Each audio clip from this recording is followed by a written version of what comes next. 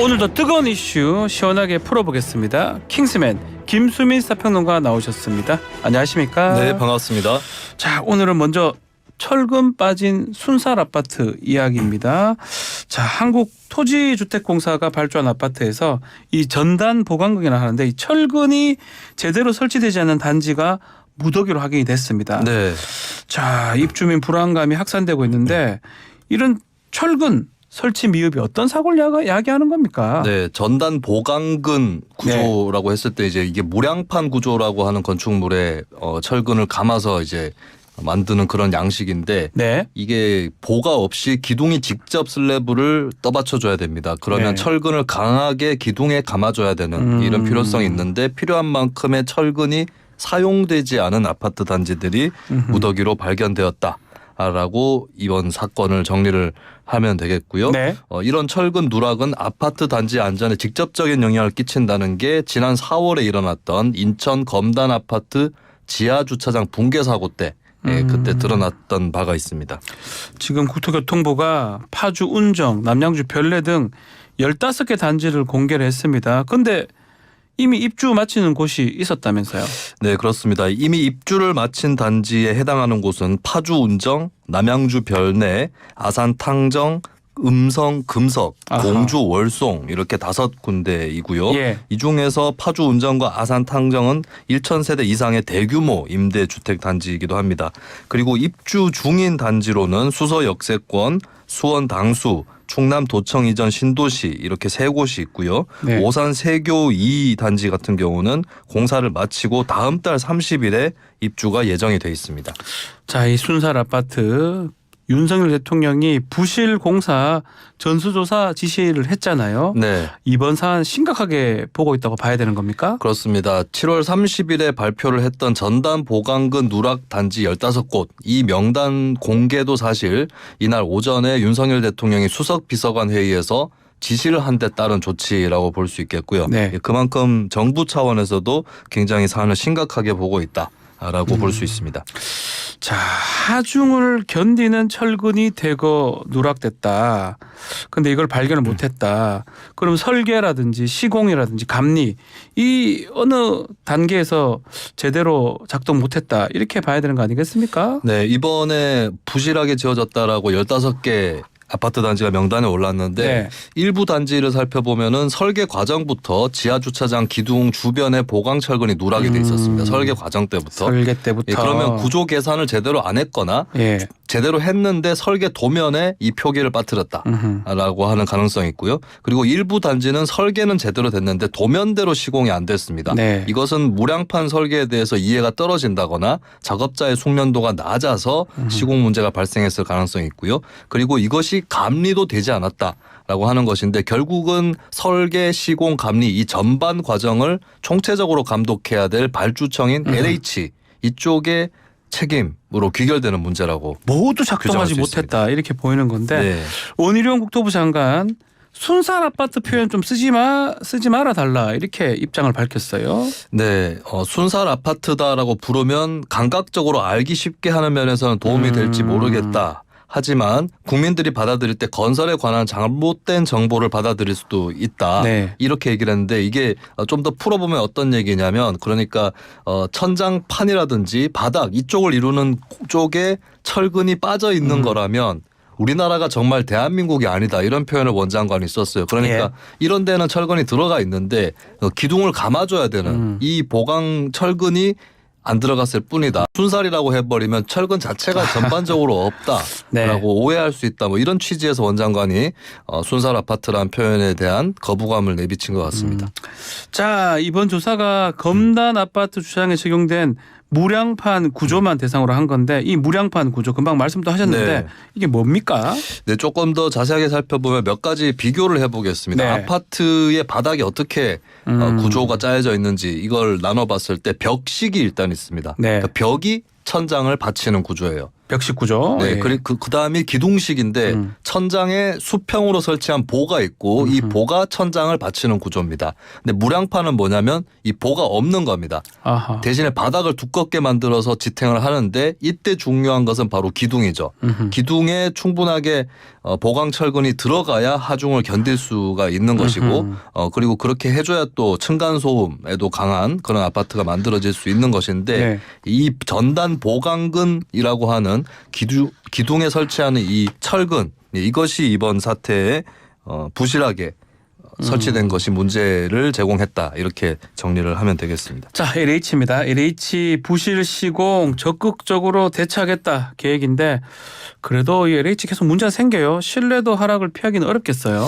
네, 이한준 LH 사장도 예. 이번 사태에 대해서는 거의 변명의 여지가 없다라고 하는 태도를 갖고 있습니다. 그동안 네. LH는 주택에 대해서 발주만 했지 관심이 없었다라고까지 뼈아픈 자평을 했고요. LH 공사 사장으로 대단히 송구스럽게 생각하고 LH는 모든 분야에 대해 책임을 질 수밖에 없다라고 일단 사죄를 했습니다. 이것은 이제 신뢰도 하락이라고 하는 사태를 직시하고 있다라고 봐야 될 것 같고 이런 사과에서 끝나지 않고 재발 방지 대책을 마련을 해야 신뢰도 하락을 막을 수 있을 거라고 보여집니다. 결국 부실 시공이 나중에 인명사고를 유발할 수 네. 있잖아요. 책임자에 대한 엄중 처벌 필요하지 않을까요? 네, 특히나 LH 전관 특혜에 대한 얘기가 많이 나오고 전관 있거든요. 특혜. 네, 경제정의 실천 시민연합이 어제 예. 감사원 앞에서 감사를 청구하는 기자회견도 열었는데 전관 특혜가 있다. 그러니까 LH가 수의계약으로 발주한 설계 용역 상당 부분을 LH 전관 영입 업체가 가져가고 있다. 네. 라고 하는 것이고 그런데도 국토부가 전관 특혜 문제에 대해서 실태조사나 재발방지 대책을 제시하지 않았다 이렇게 비판을 했습니다. 근데 LH는 이에 대해서 심사위원 전원을 외부위원으로 구성을 하고 있다고 해명을 했는데요. 그와 함께 경실련 감사 청구 내용을 적극 수용하겠다라는 그런 입장을 밝히기도 했습니다. 그리고 네. 이한준 사장도 LH 출신과 같이 현역에서 은퇴한 감리사들이 새로운 공법에 대한 이해도가 부족한 문제가 있을 수 있다. 라고 일정 부분 인정하는 모습을 보이기도 했습니다. 자, 다음은 박영수 전 특검에 대한 구속영장 재청구 이야기입니다.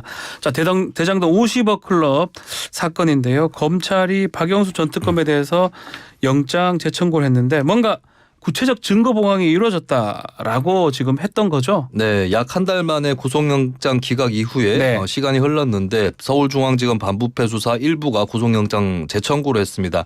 검찰 관계자는 보강 수사를 통해 혐의 내용 전반에 대해 구체적인 증거 보강이 이루어졌다라고 하면서 구속 사유가 명확히 존재하기 때문에 영장을 재청구했다고 밝혔고요. 네. 그러니까 혐의 내용 전반에 대한 증거 보강이 있었다라는 게 검찰 입장인데, 근데 특히 주목받는 것은 이번에 추가된 혐의입니다. 네. 박영수 전 특검이 2019년 9월부터 2021년 2월 딸인 박모 씨와 공모해서 화천대유 대주주 김만배 씨에게 11억 원을 받았다라고 하는 혐의인데요. 네. 이거는 이제 박 전 특검이 특검 시절에 있었던 일이기 때문에 딸을 통해서 이익을 챙긴 청탁금지법 위반이다. 이렇게 네. 판단을 해서 해당 혐의로 새롭게 입건을 했습니다.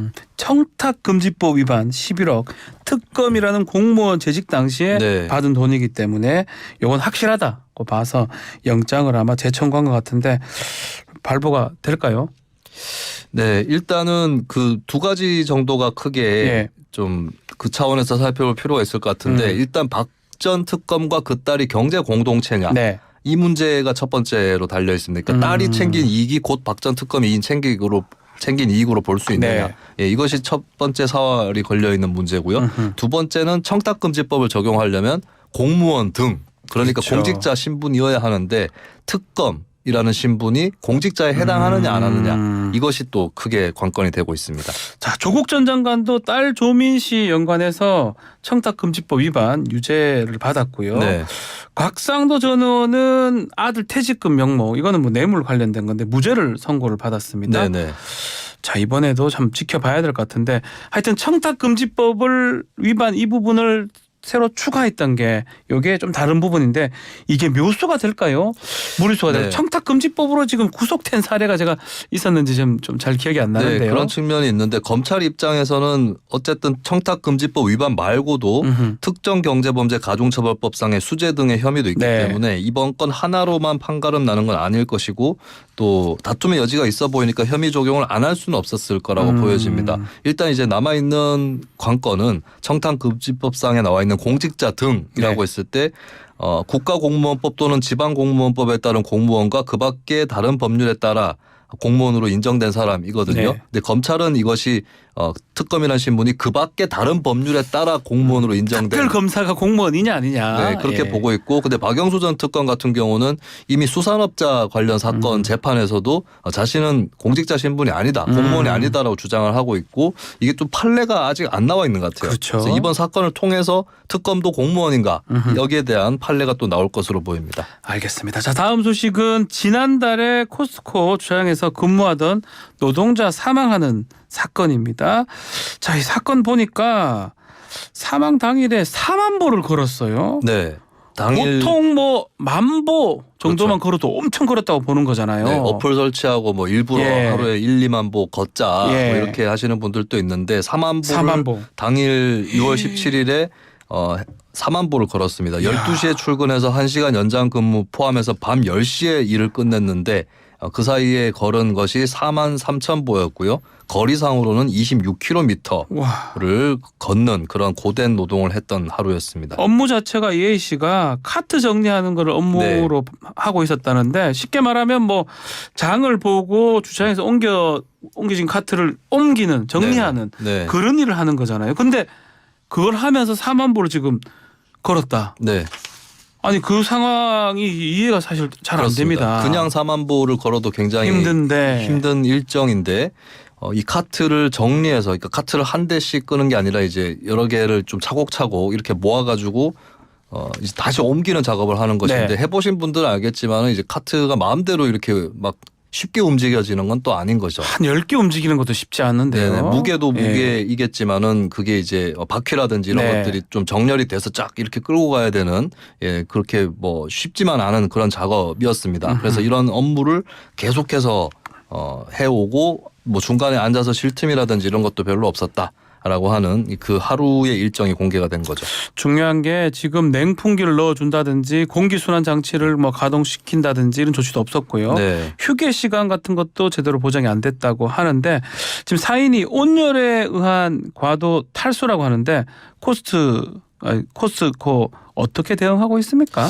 네, 일단 코스트코는 고용노동부 경기지청 광역중대재해수사과로부터 수사를 받고 있는 수사 대상입니다. 중대재해처벌법 위반이라는 거죠. 그렇습니다. 그리고 사고 이후에도 논란이 계속되고 있는데 네. 아이스박스에 담긴 생수가 주차장 층마다 비치되기는 했다고 해요. 근데 냉풍기는 작동하지 않는다라고 하는 증언이 나오고 있습니다. 그리고 유가족이 산재 신청을 위해서 CCTV 영상 공개해달라, 제공해달라 요청을 했는데 2, 3주가 걸린다라는 이유로 아직 제공이 되고 있지 않고요. 네. 그리고 사고 은폐 의혹도 있습니다. 사망 진단서의 사망 원인이 아까 말씀하셨던 대로 온열에 의한 과도한 탈수가 돼 있는데요. 근데 처음에는 그냥 폐색전증으로만 기록돼 있었거든요.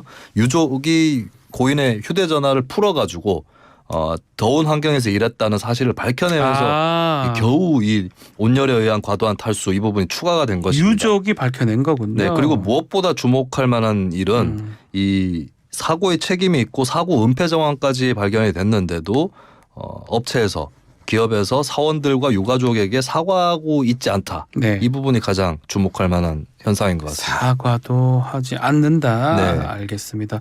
자, 이게 중대재해처벌법 적용이 될 수 있을지, 폭염에 의한 온열 질환이 산재로 적용됩니까? 네, 지난 2018년 1월부터 네. 지난달까지만 보더라도 온열 질환이 산재로 승인된 건수는 총 117건이었습니다. 중대재해처벌법 시행령에 따르면 고열 작업이나 폭염에 노출되는 장소에서 하는 작업으로 발생한 심부체온 상승을 동반하는 열사병을 직업성 질병으로 규정을 하고 있고요. 네. 현행법에 따르면 체감온도 33도 이상일 경우는 매시간 10분, 체감온도 35도일 경우는 매시간 15분의 휴게 시간을 보장해야 된다. 라고 정의가 돼 있습니다. 근데 쿠팡 노동자들 같은 경우는 또 여전히 물류센터 내 휴게 시간이 하루 1회 15분에 그치고 있다. 이렇게 또 현장의 분위기도 전해 오고 있는 그런 상황입니다. 자, 폭염이 지속되고 있어요. 지난 30일만 해도 온열 질환자 61명, 그중에 3명 사망했고 주말 또 휴일 이틀간 온열 질환으로 최소 15명이 지금 사망했다는 소식이 있습니다. 자, 이럴 때 직원들이 더 안전하게 일할 수 있는 환경을 만드는 게 기업의 본분이지 있지 않겠나 생각을 해봅니다. 네. 더 이상 안타까운 이상 희생자가 없어야지 하는 바람입니다. 자, 마지막 이슈 짧게 좀 짚어보겠습니다. 네. 새만금 세계 스카우트 잼버리. 야, 스카우트 지금 하면 우리 어릴 때 걸스카우트, 보이스카우트, 네. 아람돈 이런 게 떠오르는데 네네. 이게 3대 축제입니까? 이게 우리나라에서 개최를 하는 겁니까? 네, 세계 스카우트 연맹의 네. 합동 야영 대회다라고 아. 잼버리를 정리를 해볼 수 있겠고, 예. 근데 기억하시는 분들 있을 거예요. 이번이 처음은 아닙니다. 1991년에 강원도 고성군 신평벌에서 잼버리가 개최가 된 적이 있었고요. 네. 32년 만에 한국이 다시 개최를 하는 그런 상황입니다. 이 잼버리 대회는 1920년부터 매년 4년마다 한 번씩 개최를 해왔던 세계적 축제다. 이렇게 알고 계시면 되겠습니다. 자, 오늘부터 시작인데 서울 곳곳에서도 지금 스카우트 복장한 외국인들이 좀 있던데요. 네. 잘 진행되고 있는 겁니까? 네, 참가자가 평창 올림픽보다 14배 많은 네. 그런 참가자가 집결을 한다고 합니다. 158개국에서 4만여 명의 스카우트들이 또 집결을 하는 것이고, 이들이 텐트를 치게 되면 여의도 3배에 달하는 텐트 도시가 만들어진다라고 전망이 되고 있습니다. 그리고 이 기간 동안에 57종 174개 이렇게 다양한 프로그램이 진행이 되고 있고 네. 될 예정이고요. 그리고 K-팝 콘서트와 같은 문화 교류의 장도 마련이 됩니다. 자, 직간접적 경제적 효과가 클 것으로 예상이 되는데요. 네, 직간접 경제 효과는 6천억 원을 넘길 것으로 전망이 되고 있고요. 전북 지역으로 봤을 때는 생산 유발 효과 755억 원, 고용 효과 812명, 부가가치 265억 원 이렇게 창출이 될 것으로 예상이 되고 있습니다. 자, 그렇지만 전국 곳곳에 지금 폭염 또 폭우가 반복되고 있기 때문에 주의를 좀 해야 될 것 같습니다. 아마 뭐 야영하더라도 수시로 물도 좀 챙기고 네. 더운 시간대 야외 활동 자제하시기를 바라면서 오늘 킹스맨 여기서 마무리를 하겠습니다. 김수민 평론가 감사합니다. 네, 고맙습니다. 1부 마치겠습니다.